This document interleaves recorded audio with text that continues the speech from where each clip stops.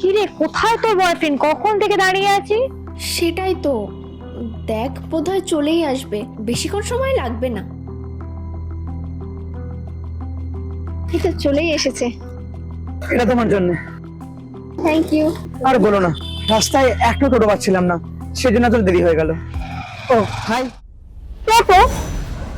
তোর কি মাথা খারাপ হয়ে গেছে?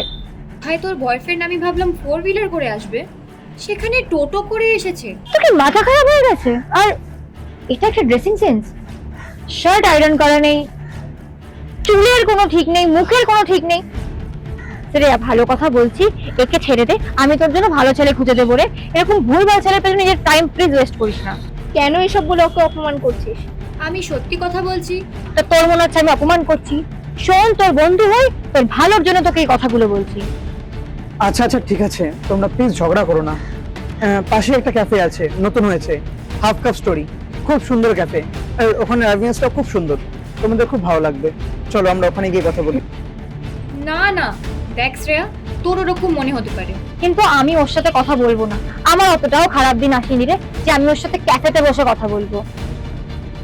যাই হোক, আমার বয়ফ্রেন্ড কল করছে, তোরা যা। ঠিক আছে, চলো আমরা যাই। চলো। খুব সুন্দর হয়েছে। আমি জানতাম তোমার পছন্দ হবে, আর আমি এগুলো দেখেছি যে তুমি খুব ছোট ছোট জিনিসে খুব খুশি হয়ে যাও। তোমার মধ্যে এই জিনিসটা আমার সব থেকে বেশি ভালো লাগে, আর তাই তোমাকে আমি এত ভালোবাসি। আমি জীবনে ঠিক তোমার মতোই একজনকে চেয়েছিলাম, যে কিনা সৎ হবে, পরিশ্রমী হবে, আর মন থেকে ভীষণ ভালো মানুষ হবে। আমি তোমাকে পেয়ে খুব খুশি। কি রে, আবার এই ভিখারিটার সাথে বসে আছিস? শ্রেয়া, তোকে কতবার বলেছি এই ছেলেটাকে ছেড়ে দে। এখানে যতগুলো খাবার খাবি সব পয়সা তোকে দিতে হবে। ওর কাছে না পকেটে একটা টাকাও নেই। তোকে দেখতে সুন্দর, তুই শিক্ষিত, আরে ভালো ছেলে পেয়ে যাবি। কি একটা ফালতু লাফাঙ্গা ছেলের পেছনে পড়ে আছিস। এই যে ফুলটা তোকে এনে দিয়েছে, কারোর থেকে পয়সা ধার করেই তোকে এনে দিয়েছে। ছেড়ে দে এর পাল্লা। আরে ভাই, ভালো ছেলে পেয়ে যাবি, তুই আমাকে বিশ্বাস কর। আমার বয়ফ্রেন্ডকে তো দেখেছিস, কত পয়সা ওর কাছে আছে সেটাও তুই জানিস। আমাকে দেখেও কিছু শিখছিস না? শোন, তুই যে কথাগুলো বললি সবকিছু না জেনেই বলেছিস, সবটা তুই ভুল বলেছিস। আর আমি সবকিছু জেনেই ওর সাথে সম্পর্কে এসেছি, এমনি এমনি আসিনি। সোহা চলো। স্যার আপনি?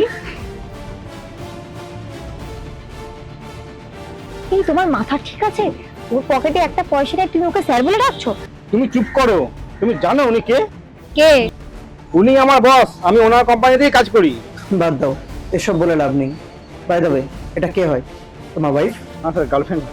বিয়ে তো করবে, বিয়ে করার আগে ভালো মতো শিখিয়ে দিও যে মানুষের সাথে কেমন করে ব্যবহার করতে হয়।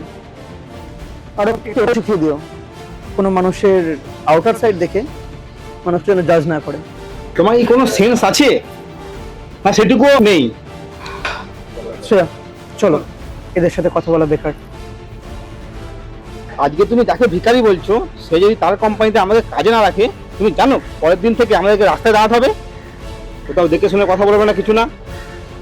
চলো বাড়ি চলো।